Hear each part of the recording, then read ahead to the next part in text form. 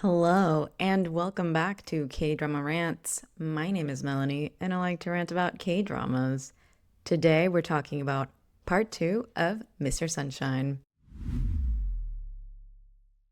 Last time, our boy Eugene returned to Chosun after being run out by his enslaver.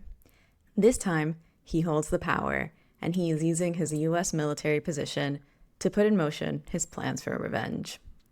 Our girl Eshin, a noblewoman born out of the union between two rebels, trains up to become a sniper and naively believes that Eugene is a comrade in her fight. Eugene is still at the Kim household when we start out, and he's pointing his gun at the noble people who killed his parents, confronting them about his parents' bodies' whereabouts.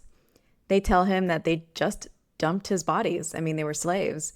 So now they have to find his parents' bodies, or else Eugene is going to destroy their family. The man to whom Eshin is engaged, Hee-sung, son of the people who killed Eugene's parents, shows up to her home with a bouquet of wildflowers after losing his money gambling. Her male servant, Hengrang, is excited to see him, but Eshin looks pissed. He definitely represents a loss of freedom for her. And he's fair-skinned and weak. Not to her taste. Plus, she hasn't heard from him in a decade. News of Eshin's fiance makes its way to Dongme. He's put out the word that he's willing to pay for information, and he pays generously. A servant gives him the information, and Dongme becomes a public menace. He goes out looking for a fight, and he beats a man up for not wearing lower body garments. It's in the middle of winter, so I don't know what this man is doing. I guess I get why Dongme would beat him up.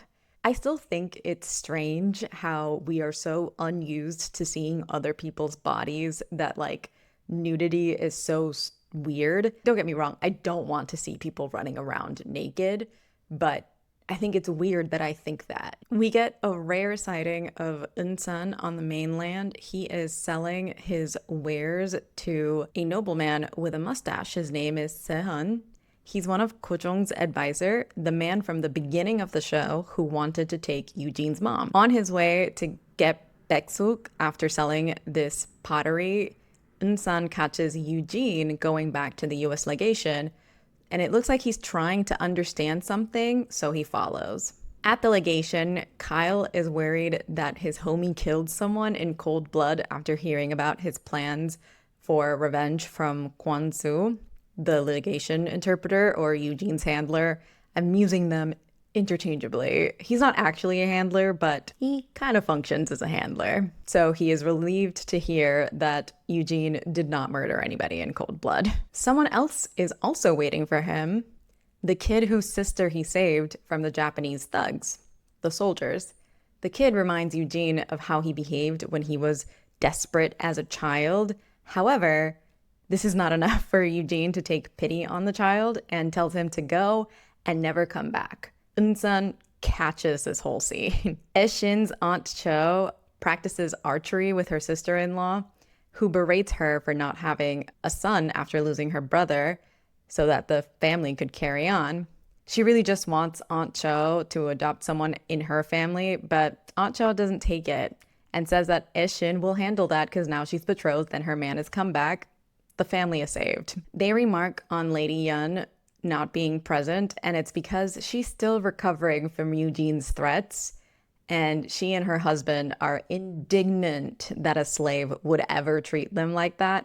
But she chooses to write to Hee-sung, who still has yet to show up to his family's house ever since his return from Japan, and she tells him to stay in Japan lest he see them embarrassed like that again. Hee-sung plays cards at the hotel with his sister-in-law-to-be, Esun, and he's sitting with only women, and they start arguing among themselves when they learn that he's engaged. They no longer have to keep up appearances. They'd even gotten dressed in Western clothes to impress him, except Esun, who already knew that this man is engaged to her cousin. Esun loses the card game once again. She is so bad at this, and I don't understand how she can't learn her lesson that she shouldn't be gambling. At home, Eshin is stressing about her betrothed, and Haman tries to change her mind about marriage, and she goes to target practice to clear her mind. She concludes that she wants the engagement annulled. She does not want to be married. Eugene rides his horse to where he used to live with his parents and remembers a time when his mom told him that she wished to come back as a daisy in the next life in the garden of the fancy home where he would live in his next life.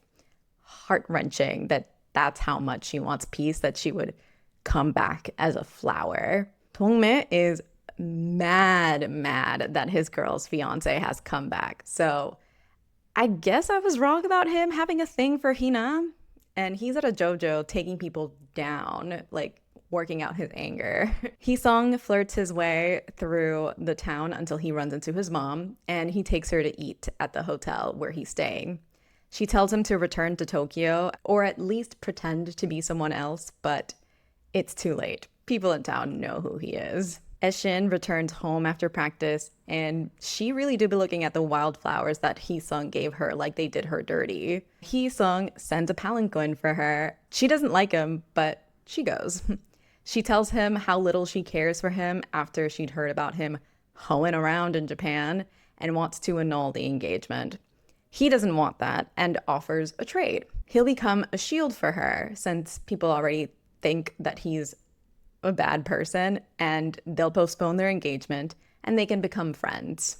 He still wants to get married though. Unsure why he would offer to be her shield, like he doesn't have any idea what the fuck is going on, but she really could use one. So her ears do perk up at this offer. However, she catches Eugene coming into the hotel and she decides to make him help her out of this situation.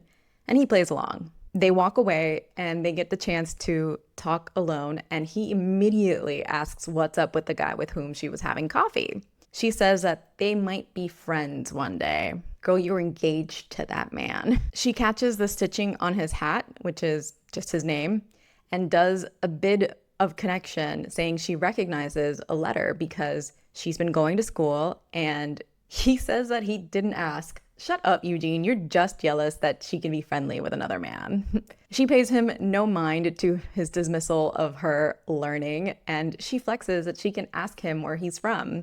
And this triggers a set of memory of people from all over asking him where he's from.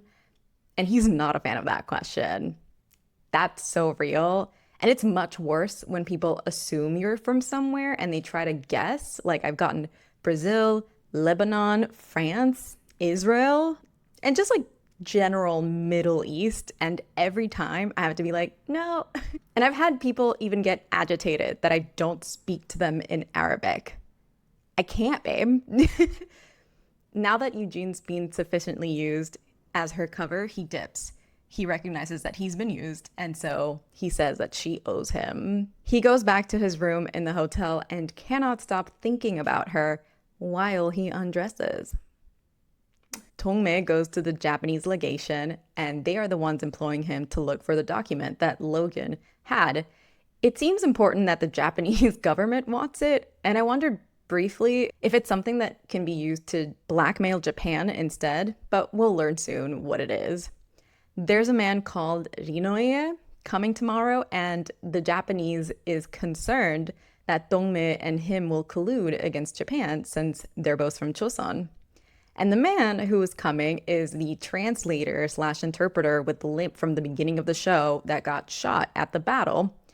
So I think we can lay those fears to rest. That man also does not have any loyalty to Joseon. The man goes by Wanik. He is going to be picked up by Dongme. And when he gets there, he's displeased that Dongme is the one that picks him up and that his cronies are the welcome wagon. Finally, we learn what the document is supposed to be. I fully thought that they were going to drag out the mystery for longer, but the document is a certificate proving that the king deposited a slush fund in China. I've never heard that term before, and it means a fund for illicit purposes. TBH, I feel like the more important thing would be like a ledger saying what the funds were used for, but they kind of imply that that is also what the certificate has. Never mind about what I thought that Dongme and Wanik would not collude. As soon as Wanik steps foot on land, Dongme is like, I could tell you first when I find the certificate. And Monik is like, perfect. On the train to Hansong, they discuss the hotel where he'll be staying. Monik has decided that if the hotel is good, he's going to take it over. Dongmi does not seem to like that. And while they're walking, Monik sees a poster of a wanted woman and he rips it down. We'll learn who she is in a bit. At the hotel, Hina takes fencing lessons from a Frenchman. She knows she has enemies, so she has to learn how to protect herself. Once she's done, one of her maids comes up to her to tell her that Eugene's room had been ransacked, and her maid is concerned that if something goes missing, Eugene is going to blame her. Hina thanks the maid and immediately dismisses Dongmi as a suspect, but she does wonder who it could be. Some time ago, we're not sure when, Eun-sun had asked around about Logan's murder, and he meets with a woman at their meeting place. I don't know where this is. I think it's the Baekseok restaurant that we've been to a couple times, and he learns that Eugene has blamed Logan's murder on the Righteous Army, and that the Mushin Society is also keeping an eye on him. The Mushin Society is a subset of the Yakuza. I'm not sure if I'm pronouncing that correctly. It's the part that Dongmi is leading. When he learned that Eugene was US American but looked Korean, he was the one to break into Eugene's room in search of the document. And he did find the norige, so he put the pieces together. He's delighted to learn that the boy who he helped all those years ago survived. While the Japanese army runs some drills, the guy who the little kid had bonked on the head with a rock is still stewing on the event and remembers that Eugene is a part of the US Army. He calls on the Japanese troops and marches on the US legation in search of Eugene. And the little boy, who still feels like he owes Eugene something, is watching, so he runs off when he sees the army to tell Eugene. And he just starts crying when he gets there. He's convinced that Eugene will be hurt and it'll be his fault. Poor little kid. Eugene goes out to meet the troops. The US troops are already in place as well. And a Japanese soldier wants to take Eugene away to teach him a lesson. But he's about to declare war on the US by aiming their guns at the US legation. And Eugene kindly points that out. So he advises him to think twice, and that he does. He's still seething, though. Doesn't have the good sense to be afraid of a country that spends at least 15% of its budget on the military. No trains to take you anywhere, but man, does the US have a well-stocked military. There's this really funny bit, too, where the interpreters are afraid to interpret, so they also get in a fight. And once the Japanese leave, Kyle chastises Eugene for not looking for the lost gun. Oop. The interpreters go out for food together, so clearly they're friendly. And the US interpreter, the man I've been calling Eugene's handler, because that's what he's been, pays for lunch in exchange for a list of all the known gunners in Hansong. He's looking for the gun. Eugene goes back to his office and figures out who has the gun. He remembers when Eshin gave Sungu's regard to Eun-sun when they were at the Potters, and he figures out, oh, if she's getting all of this stuff for target practice, probably Sungu is the gunner. And the handler comes in with the list he just got, and Eugene learns that Sungu is on it. Meanwhile, Sungu goes to a blacksmith with the gun, the American gun, so he can take it apart and learn how it works. He eventually wants to return it to the US legation, but he wants to know what makes their guns better first. At the training location, Miss Haman tells Ishin of the story of a US soldier helping some Chosun kids against some Japanese soldiers, and Ishin is unimpressed. She does not believe that the US is there to help Chosun. Eugene finds her at this training location while she's alone and lays it out for her while she aims her gun at him. He doesn't want her to get caught in the crossfire, but he does have to do his job and look for the gun. She should refrain from training there anymore. Ishin's like, noted, and she asks him about the kids he helped. Why did he? He knew he'd win. And then she asks, why did he flinch when she pointed her gun at him? And he was like, I felt I might lose. Like, what? Somehow they figure out their differences at this time and they walk back to Hansong together. Her servants follow. And I feel like I've avoided this for a while, and I should mention that it is winter, so everyone is wearing headgear. Some of it is fine headgear, you know, what you expect to see, but some of the women are wearing coats on their heads, and at that point, just wear a hat. They look like no face. It's really distracting. On their walk, Eugene asks Ishin why she's trying to save Chosun. She responds that the country has been around for 500 years and it's been invaded the whole dang time. How can she not? Almost brought tears to my eyes. My country has also been under constant invasion for 500 years. And in our case, though, we're still under the invasion of the most powerful army in the world. So there's no fighting this one, only diplomatic tactics. It starts to rain, and Heesung starts wondering what is up with his mom's neck scar. This man is just like having his own side plot right now, figuring out what's going on with his parents. The Kim family sends one of their old slaves to the US legation so he can point out where Eugene's parents were buried. He's the guy who kicked Eugene when he was just a baby boy. Dongmi is out purchasing something and catches Ishin's palanquin carrying her around in the rain outside the window, and she stops at the same shop where Dongmi is at. She sees him and hesitates at the door. Dongmi looks straight up befuddled. He's unsure what he should do now that she is in his presence. She won't even look at him though. Miss Haman steps in after her and startles so much that she bumps into a shelf and drops everything on it. Ishin feels bad about this, so she orders Haman to go get the shopkeeper so she can pay for all of it. Haman runs off. Ishin starts picking up after her, and Dongmi helps her. He reaches for a brush near her skirt, which brushes against his hand as she repositions. He freezes, relishing in the sensation. He's experiencing euphoria from touching the skirt of the girl he likes. She realizes what's going on and she tries to step away from him, but he's grabbed her skirts and he won't let go. Now that is terrifying. I don't like wearing pants, so this triggered something primal in me, like the way I would freeze if someone just grabbed my skirts. He tells her that the only reason he returned to Joseon was so that he could be close to her.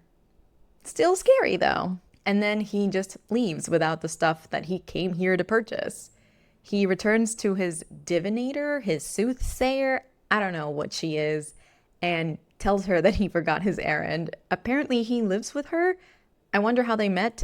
What is their relationship? I don't know. Turns out that the woman is mute, so she writes characters on Dongmi's hands to communicate. Eugene meets with the slave, and he will not hear any words of appeasement, and cuts to the chase. Where are my parents? The guy doesn't remember. They were slaves. They didn't matter.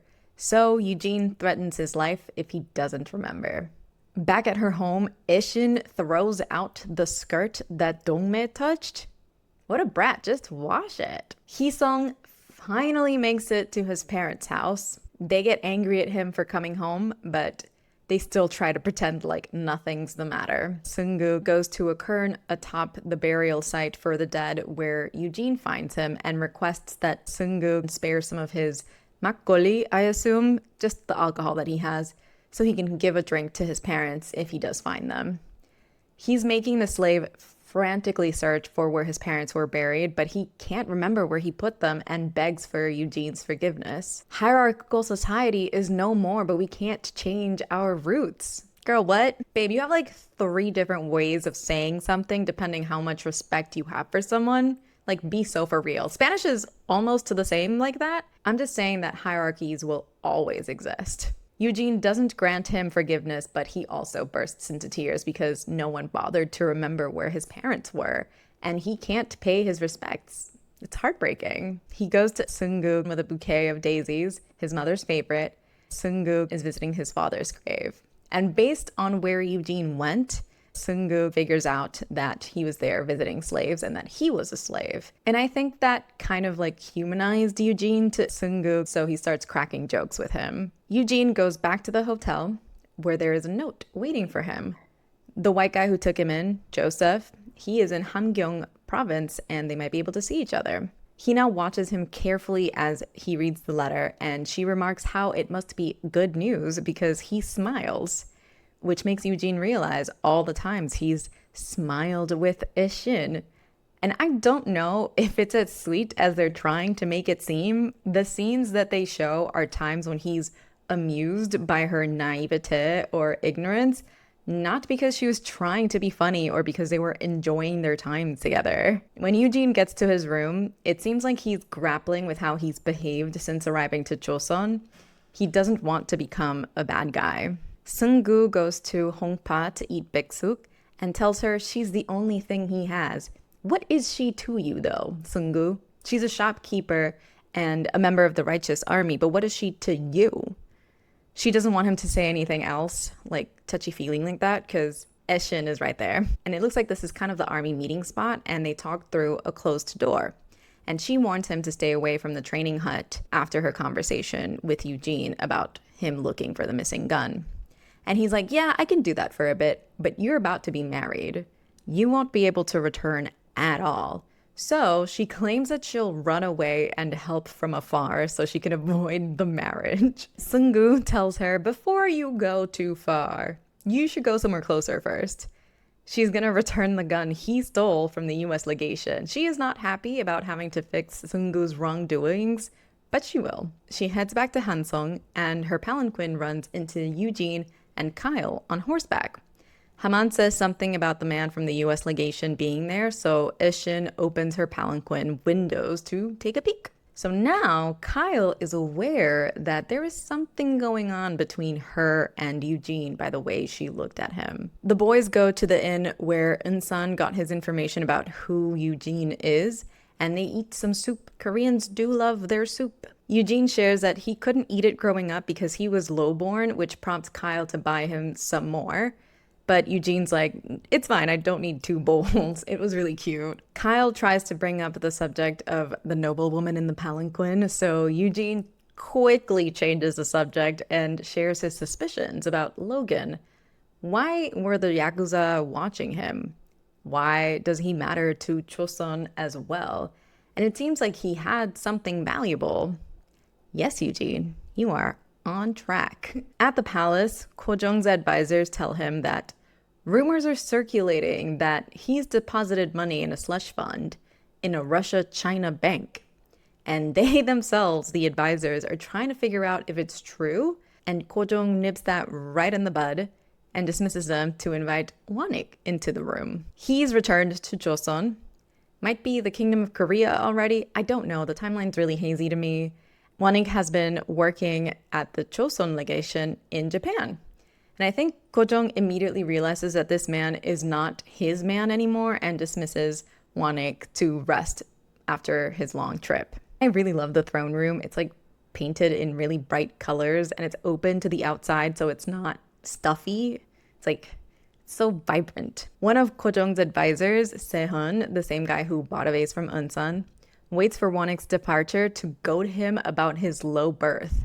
What a bitch. Like, who does that? He wants Wanik to prostrate himself. I'm not sure how to pronounce that word in English, actually. But Wanik is not that girl. So he slaps Sehun in the face and walks on to sit in his open-air palanquin. Okay, Wanik. Eugene is at the legation and he is tasked to escort Logan's widow to sell her house. And I hate her. Because before they left the legation, she slapped her servant because her own baby wouldn't stop crying from a fever. And she also pretended not to speak Korean with her, but she ends up being fluent in the final arrangements to sell her house. So why is she like this? Seems like Logan's widow woke up and chose violence that day because instead of at least treating the man who's about to purchase her home civilly, she tells him to hurry up and says some racist BS. Everyone in the room, which includes Eugene and the Yakuza, except for Wanik, is holding back laughter at the way he's being treated. So, that interpreter guy, not a well-liked man. She's racist, but she thoroughly entertained everyone. Eugene and Dongme have a little conversation before leaving the house. where Eugene lets it out that he knows that he was looking for something and maybe they can look together. Dongmi knows that the document is not there, so he welcomes Eugene to have his fill of searching the house before leaving to meet Hee-sung at the hotel, the man betrothed to the love of his life. And I swear to God, if Dongmi dies to protect Ishin, I'm gonna be real upset, okay? Dongmi makes it to the hotel and he waits in the lobby for Hee-sung to arrive. And he even catches Eugene come in sometime later. Of course, Hina and Hee-sung step into this conversation now that Eugene is there. And now it's out in the open that Hee-sung is Ishin's fiance. And it gets super tense super quickly, so much so that Dongmi and Eugene prepare to take out their weapons. Hina catches this display and tells them to take it outside if they're gonna do it. So they quickly resheath everything. Eugene dips immediately when Hee-sung invites them to drink, and Dongmi warns that he might kill a man or two, referring to Hee-sung and Eugene if he starts drinking. Eugene sits in his room and ruminates about Ishin and her relationship to her fiance. Lady Cho, Ishin's aunt, visits Lady Yun at her home. This is Hee-sung's mom. She has come back to ask for Hee-sung's birth date and birth time. They use that to determine the date of the wedding. Yun doesn't want to do this yet because of the whole Eugene thing, but Lady Cho is not messing around. She wants her dates. So while they yap about how ladylike Ishin is, she is walking the roofs of Hansong to return the gun to the US legation. Ishin makes it all the way into Eugene's office to return the gun. However, she did have to knock some soldiers out on her way in, so the alarms start to go off. And she makes it all the way out without being noticed again, but when she jumps over the wall of the legation, she lands right in front of Eugene and the little boy. The little boy is showing Eugene how he manages to get in and out of the legation so easily. And he has a handy practical demonstration in Ishin. Ishin has her face covered, so Eugene hires the kid at the legation and tells him to keep quiet about what he's seen. He takes Ishin's scarf off and they walk. He's covering for her. And what would you think Eugene's first question would be to the woman he just caught jumping over his job's wall? I'll wait for you to comment. If you guessed that he asked about Hee-sung and her upcoming nuptials, you'd be correct. She doesn't really go into it, but now she owes him another one since he's not gonna snitch on her. Maybe he's a little less copped than I assumed. She tries to go off on her own and meet her company, but Eugene won't let her. She might be noticed on her own, but everyone's gonna be looking at him if they're seen together. He walks her to a safer spot and she asks one more if he wants to make love with her. Still fully unaware what it means, he can't answer. It would betray his feelings for an engaged woman. He goes back to the hotel and starts penning a letter to Joseph, but it ends up looking more like a confession, a love confession to Ishin, so he decides not to send it. My man is down bad. We love urinating. Eugene finds the gun on his desk the next day. The trigger isn't working anymore. The blacksmith left out a piece. The man who almost beat his father to death and buried him has come back again to the legation. He's there because his wife had kept a carving that Eugene had made as a child, and she wanted to return it to the rightful owner. And he's decided to come clean fully. The only reason why his parents are dead is because of Sehun, because he lusted after his mom. Sehun is the advisor that Wanik slapped earlier and the man to whom Eunsan sold his vase. Sehun is getting dressed and his wife or his mistress, I'm not sure who she is, asks him for a Western outfit. And he knows she just wants it for gambling, so he declines. And she's pissed that he'd say no, but he'd spend a ton of money on a vase from Eunsan. And I think he wants it as a gift to ingratiate himself with someone, and little does he know that Eunsan was not the man who made it. It was his apprentice. Sehun has not left behind his lusty ways because he calls his wife or mistress, whatever, when she leaves the room, a woman 40 years his junior, old. Yeah. And then he kicks the woman dressing him in the stomach for having stained nails, and he orders another robe since this impeccably clean one is tainted by this woman's clean hands. I can't wait until he dies. It's going to be so satisfying. I hope Eugene's the one that does it. Before we get to that, though, Sehun's entourage carrying him in an open-air palanquin is met with Eugene on horseback, and they call for Eugene to identify himself and get out of the way of the advisor, but Eugene's horse can't walk backwards, so he jumps over Sehun, causing him to land in a puddle of dirty water. And all of the commoners watching this scene can't help but hide their giggles about seeing the man fall like that. Eugene then goes for a drink, and Dongme grabs a seat right next to him. Hee-sung just happens to enter the same bar, might be the brothel where Logan was killed, I'm not sure, with two women, and he decides to sit between the men. He's obviously the first to get drunk. He says that people who drink together are friends, so Dongme and Eugene put their drinks back down in a synchronized way. They're like, oop, nope. And he progressively gets more and more drunk, and Eugene threatens his life outright. But Hee-sung has the self-preservation of a toddler, and he just keeps angering these two men. Next day, the little kid who's trying to serve Eugene gets to the US legation. He and the handler have a conversation about how, before this, he had been working selling water, and the handler immediately starts crying after he learns that the kid would work from 4 a.m. to 6 p.m. Yeah, same. Eshin studies her ABCs in her room, and her cousin barges in to command her to sell more stuff to pay off Esun's debt. But Eshin has had enough. She's going to tell their grandfather everything if Esun keeps treating her poorly. Esun leaves, and when Eshin opens one of her books, she finds a wildflower pressed into her workbook, and it reminds her of her fiancé and Eugene, whose English name she's written in her workbook. A classic. As Eugene is leaving the legation, he finds the little kid's older sister waiting for him outside the gates. She's found the document on the slush fund sewed into a quilt, and it's real. Ko Jung, meanwhile, has realized that nothing's really going right for him right now. He's utterly screwed. He doesn't know who has the certificate, and he suspects Wanik. In the morning, Eugene asks Hina to give him information on Dongme. She starts talking, but Hee-sung arrives and interrupts, so the vibe is ruined. Then, one of Hee-sung's servants comes to fetch him. He is a man that Eugene recognizes.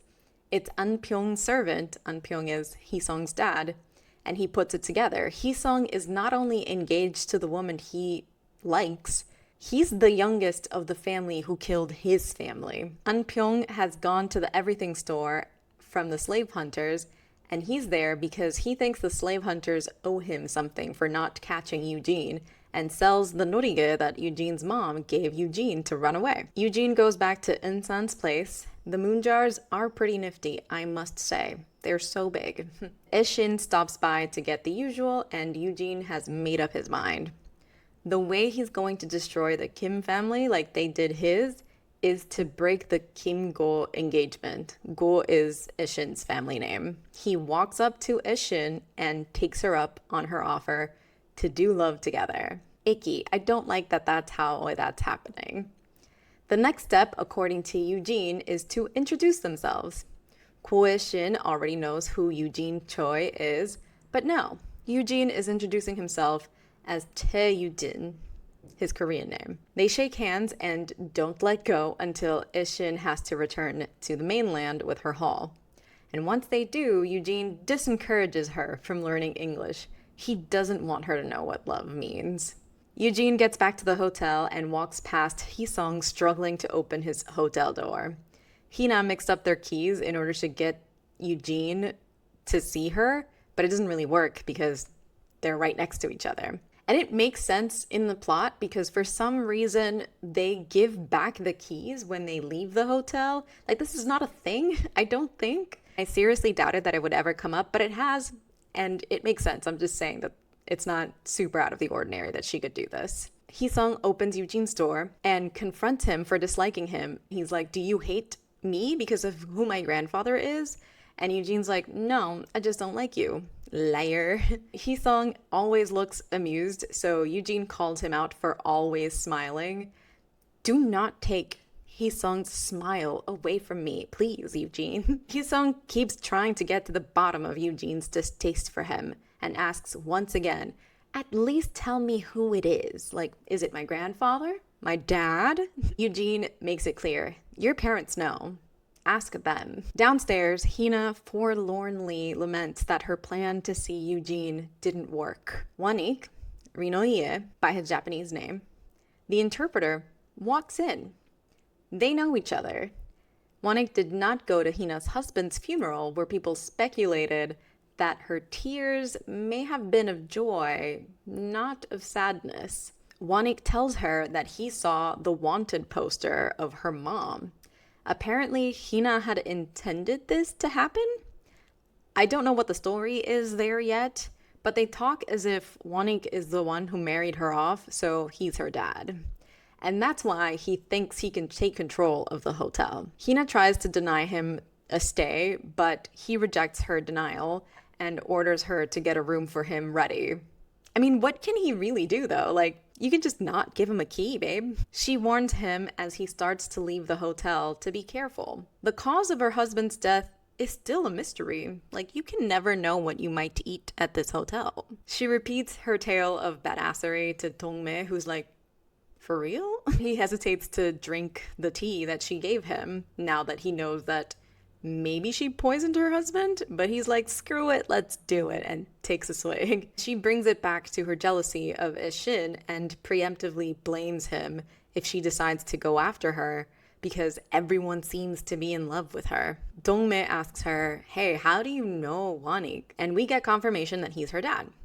So I assume he did something to her mom and that's why she hates him and needs a bodyguard. He's already taken her mom, her youth, and her name, and she can't let him take any more. The name she lost is Lee Young-hwa, so maybe this will come up later. I'm just putting it out there. Dongme can't actually help her with bodyguards, though. They're already guarding Wanik on Japan's dime, and she cannot pay more than the Japanese government. He then goes to meet with him. They still haven't found the document. It can be used to turn the tides of Choson and Japan's future, so if anyone should have that power, Wanik wants it. Dongme is having fun giggle-gaggling with his traitor, but Wanik makes the mistake of reminding Dongme that he was a butcher, and Dongme does not take kindly to being thought of as inferior and calls off his deal with Wanik to bring the document. The older people in this show really don't know when to stop. The power has shifted. You can't keep treating people like they can't retaliate. At the Japanese legation, the two soldiers who have been causing trouble for Japan kneel for their sins. The minister at the Japanese legation asks them which of the two of them called for the Japanese troops to march on the US legation and embarrass them in front of the US troops. The more level-headed of the two snitches on the crazy one who got bunked in the head. His name is Tsura. The minister asks Tsura if it's true. Tsura responds by preparing to perform seppuku to atone.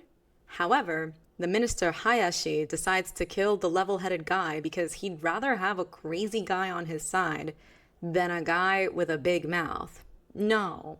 Yeah, that's so smart. Yeah, absolutely. Tsura is tasked with taking care of the body, but instead of doing so, he searches the body for the paycheck they received yesterday and tells the interpreter who's inexplicably there to clear the body. The interpreter goes to the US legation's interpreter to tell him what happened and to tell Eugene to watch out. The Japanese are mad. And I feel I must tell you because it keeps happening and it might become something later on, but there's a long-running gag in the show where Eugene's handler, the US legation translator, Kwansu, is often confused with Tweedledee, Yelishik, And they look a little similar, but they're color-coded, so it's easy to tell them apart. And the only reason I say that is because Tweedledee and Tweedledum are eating next to the US legation interpreter, and the Japanese interpreter confuses Tweedledee for the man he's looking for. Hwansu tells the Japanese interpreter that he shouldn't worry, Eugene is fearless, alright? He's got this on lock. He is ready to take revenge whenever. Tweedledee and Tweedledum drop their spoons when they hear this, because now they're convinced that Eugene is going to go after them for hunting him down. They go to their everything store to close up shop, but Eugene stops by and requests an audience from them. He pawns the document everyone's looking for. The men aren't convinced that they can make a profit on it, so they decline, but Eugene tells them that the little boy is quivering in fear again, and Tweedledee acquiesces. Ishin continues on her journey of learning English. She cannot stop writing Eugene's name down when practicing ease, and on her way to class, they stop in the Japanese neighborhood in the French bakery. Esun purchased pingsu there on debt, and now Ishin has to pay. But Ishin is intrigued by the shaved eyes concoction, so she stops the palanquin and sits down to eat pingsu with Haman. They each have 2 bowls? That's too many bowls. They are so big, and I can barely get through one. Ishin goes to class, and they practice their ABCs again. She's getting to the letter G through L now, and everyone's favorite letter is L. Why? It's for love. So Ishin finally learns what love means and loses her marbles. She's now convinced that the only reason Eugene wants to love her is to destroy her for the doom of Chosun. Ishin tasks Hinrang to give Eugene a letter, and he must do it in secret, which is pretty impossible to do in the middle of the day. And the man gets caught climbing the wall and is brought to Eugene. Eugene opens up the letter, and we learn that Eugene can't read Hangul. This checks out. He was a lowborn kid. The kid he hired, Tomi, sees him standing with the letter upside down and tries to help Eugene, knowing that it's probably hard for him that he can't read, but Eugene tells him to leave. He's embarrassed. And I swear it would probably take Eugene like a day or 2 to learn Hangul. It's really not that hard. It's so good as a writing system. It was literally invented to increase Korea's literacy rate. And there's, like a couple syllables here and there that are kind of exceptions to the rule, like there always are, but it's almost like Spanish with how straightforward it is to read without all the extra flourishes of the Latin alphabet. Ishin is depressed now, though, because she hasn't heard back from Eugene after sending the letter. So she sits outside with her maids, and another one goes to her all excited because she's got a letter. Ishin perks up, thinking that Eugene has responded, and he is citing her to the US legation. However, it's another letter from the hotel. Probably Hee-sung trying to see her. Ishin tells the maid to refuse politely. And now she's mad that Eugene hasn't responded. Hee-sung at the hotel receives her rejection, and he asks for help from Hina. He's never been rejected before. And she's like, you're engaged. She has to marry you. Just take the easy way. You do not have to get this woman to like you. But Hee-sung is concerned that he's taking the easy way with ill intentions. Maybe I passed judgment a little too quickly on this man. Like, being a hoe while still engaged is a big problem, but maybe he has a redeeming quality or 2. One of the maids at the hotel snitches on Eugene that she saw an envelope with English writing on it. She goes to Dongme because he pays outright for information, and she needs money to get medicine for her ailing mother. If she were to ask Hina for help, she'd have to pay it back, and she doesn't want to get into debt. Very orphan crushing machine situation going on. Dongme goes to search Eugene's room. How embarrassing for Ishin. They go while Eugene is there, and they tell him, hey, it's time. We're gonna search your room. They find the letter, and Dongme immediately realizes that it's Ishin's handwriting, and he reads it aloud for Eugene and threatens to kill him if he ever sees Eugene with another piece of paper in his hand ever again. But he's really relishing that Eugene got rejected. For some reason, Kyle comes to him as soon as the Yakuza leave, and Eugene is stunned by the realization that Dongme can read Korean. Is it stunning because he's also lowborn and you can't read? Babe, he stayed in East Asia the whole time. I'm sure the opportunity to learn came up a little more often for him. Eugene walks downstairs, music box in hand. It's been broken from the Yakuza looking in his room, and he's looking for someone to fix it. Hina points him to the blacksmith, and Eugene decides to go for himself. He finds the missing piece of the gun that went missing right on the floor of the forge. I don't even know how it hasn't gotten swept away, but okay. Eugene asks the blacksmith if he can really fix the music box when he finds the piece on the floor. The blacksmith responds that he will leave a part or two out if he hates someone, but he wants to see the music box work, so he'll get it done. Ishin is done waiting for a response, and she sneaks into the US legation in her disguise once again to tell Eugene to meet her in the apothecary near the alley where they met. When they get to the apothecary, she asks him why he hasn't responded, and he tells her the truth. He couldn't read it. She thinks that this is a sorry excuse. Babe, use your brain. He grew up in the US. Why would he learn how to read Hangul? Hello? Eugene points out that she must have learned what love means, and she insists that she already knew. Girl, you're embarrassing yourself. Why is everyone after her and not Hina? Like, Ishin may be kinder and more selfless, but can you imagine spending the rest of your life with someone so prideful? Plus, Hina's an entrepreneurial baddie. Ishin threatens his life when he doesn't take her seriously. She takes his revolver and points it right at him. She wants to know if his attempt at love was for the doom of Chosun. What do you mean? And he's like, no, he didn't mean to destroy all of Chosun. He wanted to destroy one family. But in the end, he thinks he might end up destroying himself with the beginning of revenge and the end of jealousy. I really wish I understood Korean better to understand what the heck that meant. And she asks him, what does the beginning of revenge mean? She immediately understood the end of jealousy to mean a confession of love.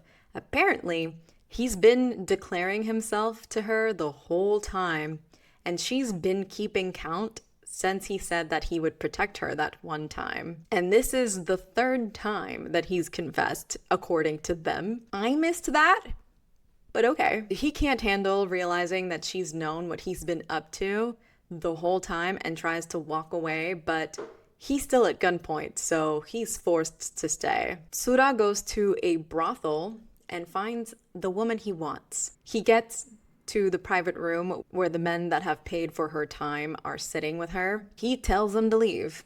He's drunk and tries to impress her, telling her that he's gonna buy a house in Tokyo once he gets rich in Chosun. And she's just terrified, but she's hiding it well. And he asks her something to confirm she's Japanese. It's like a cultural thing, but she can't answer it correctly.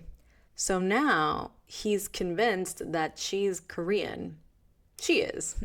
She's the one who opened the window to give access to Logan for his assassination. Sura is immediately enraged and drags her out by the hair and shoots a Chosun man trying to help her. Ishin and Eugene hear this, and she wants to help, but Eugene advises against it. Ishin won't hear it though and runs out, shoots Sura with Eugene's gun. He doesn't die, but he starts shooting like a madman. Ishin goes to finish it, but Eugene grabs his gun from her, shoots himself in the arm, and realizing that Sura is out of bullets, he walks up to the drunk man. He's done for. He's shot a US officer. I will say that was hot. I will admit that, yeah. Later, Ishin beats herself up for being the reason that he shot himself, and now both Eugene and Sura are in jail. The geisha goes to the righteous army, Eunsan, the leader, Seunggu, and Hongpa, the big suit lady, and tells them of the events. She can't stay in Hansong anymore, so they are going to send her to Shanghai. She was one of the kids who lost her dad at the battle where Seunggu lost his dad. Eunsan knows that Eugene has a grudge against this country and is concerned whether he'll get out safe. But Seung-gu knows he'll be fine. He has plot armor, or the backing of the US Army, whatever. Potato, potato. Kyle and the Japanese minister go to plead their cases in front of Ko-jong. The Japanese minister tries to make this a US versus Japan thing, but Ko-jong stops him. Sura killed 2 innocent citizens, and instead of apologizing, he's complained about the wound on his hand from getting shot by Ishin. So, Ko-jong sentences Sura to death by Japan's hand, and Eugene is to be released immediately. Kyle goes to pick up Eugene from jail, and he jokes that he wants a robe like Ko-jong, and Eugene's like, yeah, try it. Sure, we'll see who ends up in jail now.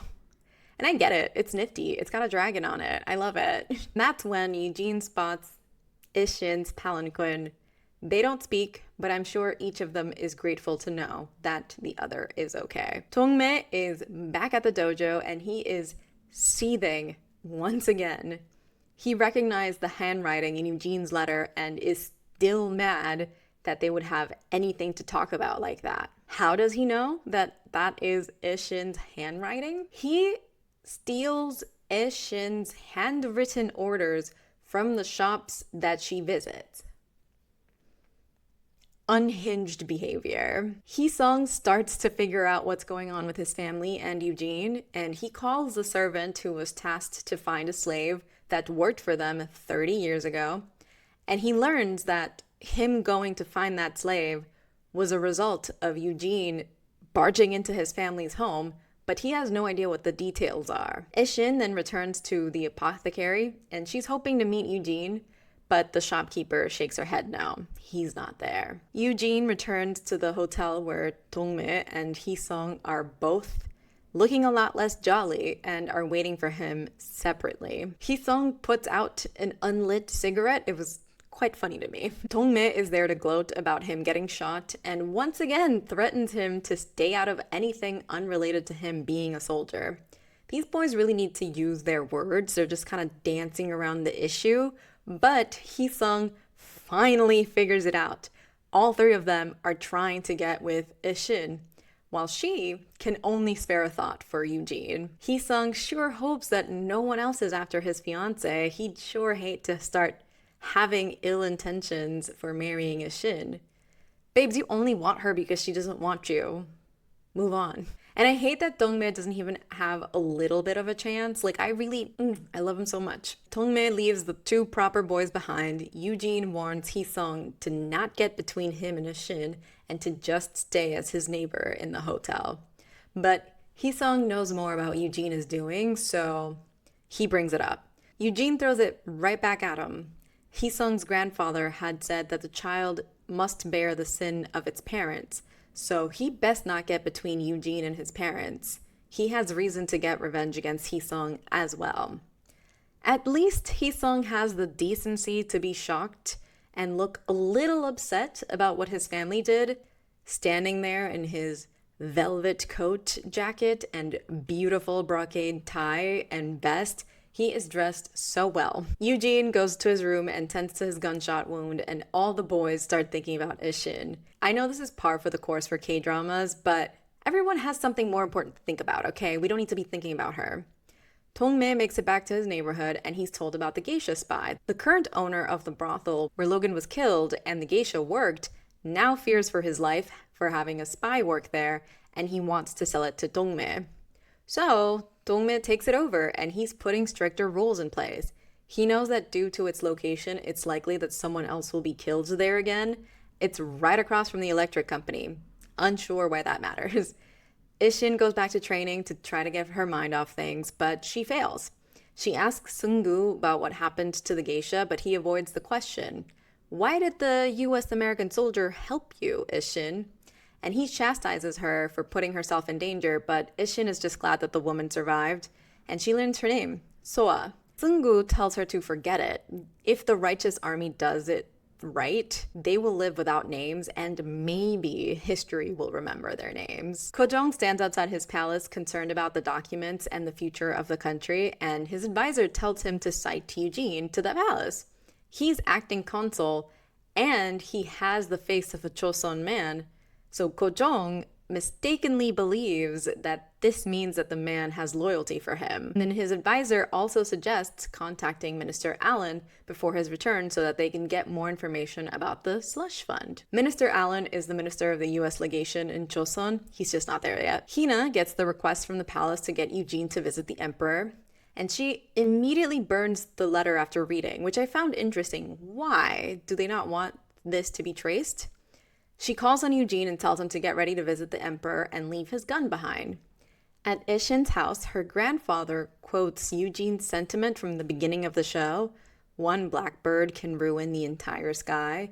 He's the man who told Eugene to not get ideas above his station. And I didn't even clock that until this episode. Henrang is there because he has a visitor. It's Sungu. He wants Ishin's grandpa's help getting Soa abroad. The money he's given in the past couldn't help keep his son safe, so he agrees to give Sungu more funds only if he keeps Ishin in the dark sometimes. She's too willful to be stopped, but she doesn't need to know everything. So that's why Sungu is so secretive with her. Ishin caught the conversation with the two and stops Sungu from leaving. She gives him some food to take with him, and she insists that she will help put Soa on a boat. She'll sit out the next few missions in order to do this one. Eugene makes it to the palace, and Kojong's like, "Brother, am I glad to see you here.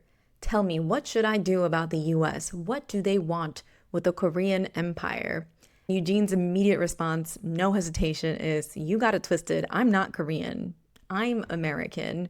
I helped that woman because she needed help, not because she was Korean. I can offer no benefit to you. I'm not a politician." However, the interpreter present, who's there because reasons, I don't understand why we're pretending that he can't speak Korean, he says that Eugene's words were to ask Japan for help. So the advisor present cuts him off and is like, "Hey, I know you speak Korean, just talk." Girl, I'd be running away as soon as possible if I were the interpreter. So Kojong dismisses him, and he asks for Eugene's family of origin. Eugene answers he doesn't know. So the advisor yells at him to answer the question of the emperor, and Eugene calmly explains that his last name is Choi because his father's owner had the name Choi, and his mother died without a name. He was a slave. And the advisor realizes that he made a big mistake bringing a lowborn to Kojong and advises Kojong to dismiss Eugene. He doesn't really blame the advisor for the situation. He could plainly see that Eugene was not jazzed about Chosun. Lady Yun, Hee-sung's mom, looks for the norige Eugene returned, but her dumbass of a husband has sold it. So she goes to the pawn shop, the everything shop, and buys it back. While she's there, she sees a pocket watch her husband had gifted her son before he left for Japan, and buys that back too. On her way out, she runs into her son, who's there to sell his clothes. She immediately gets angry about this, but stops when he asks about the day he was born. He wants her to tell him about a tragic incident happening to a 9-year-old boy. She does not want to answer this, so she makes up an excuse to leave. He looks so disappointed in what he's learning and he's remembering. Yeah, dude, your family sucks. He then runs into a man who takes measurements at a tailor shop. Is it a haberdashery? I don't know. Anyway, apparently the order that Ishin would request from the shop was for herself, but she used Hee-sung as the cover. It wasn't a dress, it was a suit. Hee-sung keeps her cover, which is cool of him. It feels a little excessive to me to order one every year. Like, she has occasion to wear it maybe like 20 times a year. It definitely should have a longer wear. Eugene goes back to the US legation where Kyle is writing a poem. That's his thing. He does it a surprising amount. He wants to bop around town before the big boss, Alan, makes it back to Korean. Eugene turns him down, so Kyle moves on to more pressing matters. Like, what's up with the black handkerchief in his room? It looks like a mask. Eugene tells him that actually it belongs to a woman. Kyle asks if he's let a woman in his room, and Eugene responds in Korean that he let her in his heart. And Kyle's been studying, so he immediately realizes what he says and turns into a schoolboy teasing Eugene about liking the noblewoman. Eugene has something to tell Kyle, and they have tea. Eugene reveals his hand. He has the certificate of Kojong's secret funds. Kyle asks him what he's going to do, And Eugene thinks he has two options: bring about the demise of Joseon right now, or prolong the demise a little longer. And then Kyle says the most unbelievable words in the show. The US needs to stop meddling in this small and quiet country. The US would never. It's propaganda. Kyle tells Eugene to return the certificate to Chosun, and Eugene responds that it's an odd thing for an American to say. Couldn't agree more, Eugene. Then he drops some Kyle Moore lore. This man is supposed to be of British ascendance. Right. Sure. Eugene goes to the advisor who was there the night he met with Ko-jong, and he's decided to tell him that the interpreter changed his words in favor of Japan.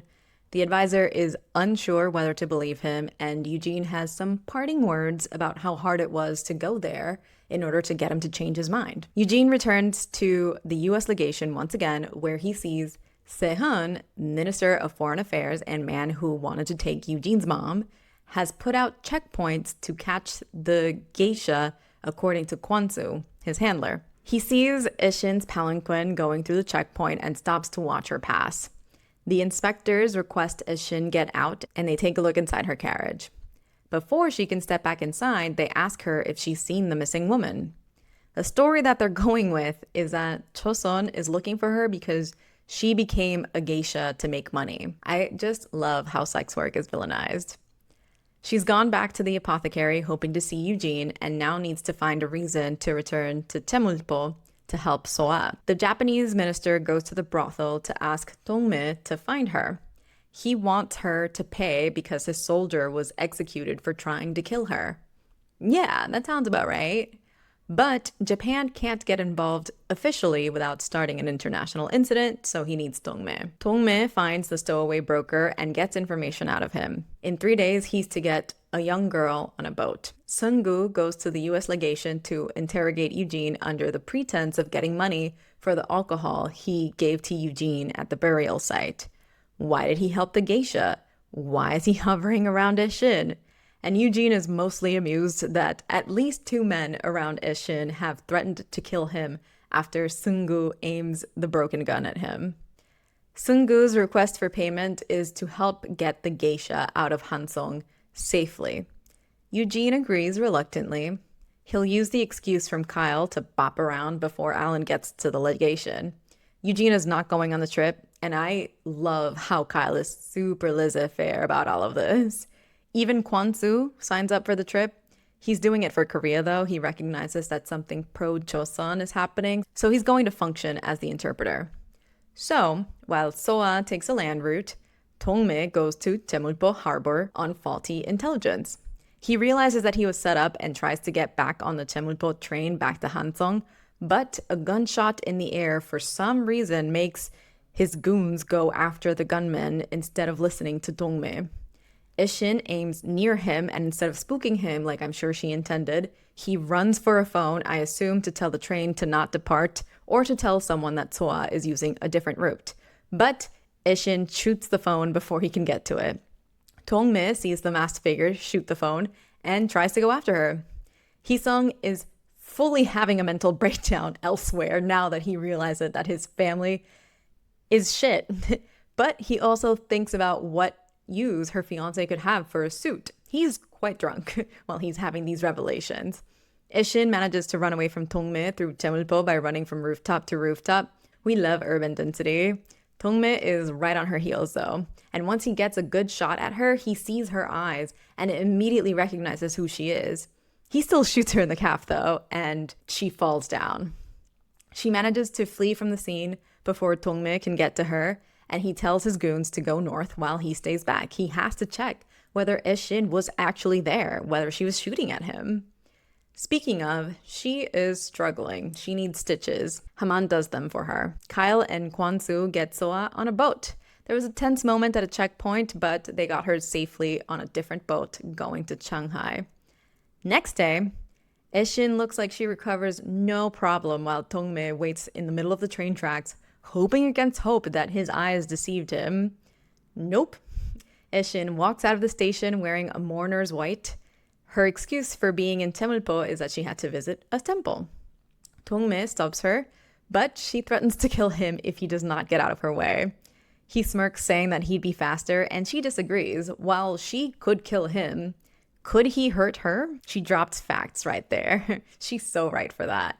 And he's devastated, not only for the fact that she was there and she shot at him, but she already knows that he's in love with her. I mean, you don't hide it, baby boy.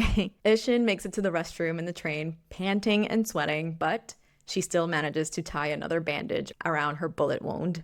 Hee-sung goes to the tailor, but we don't see him step inside. Eugene goes back to the blacksmith to fetch his music box. Dong-mi shows up and tells him of the sniper he shot. If Eugene sees anyone limping, please let him know. Eugene, of course, is immediately concerned that it's Ishin, but he can't show it.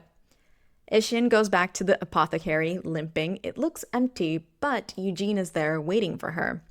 They both inquire about the other's injury, and neither of them wants to admit that they are in pain. She asks him for another favor. Don't tell Dong-mi that it was her he shot. Girl, he knows. She tells him that it's true that love is hard, mirroring what he said to her when she first brought up the word. And this is the first time that she admits that she likes him too. He tells her, hey, we can stop seeing each other if it's too hard, but there's no way in hell she's letting her mans go like that. He is 20 years her senior. It is so hard to watch them together.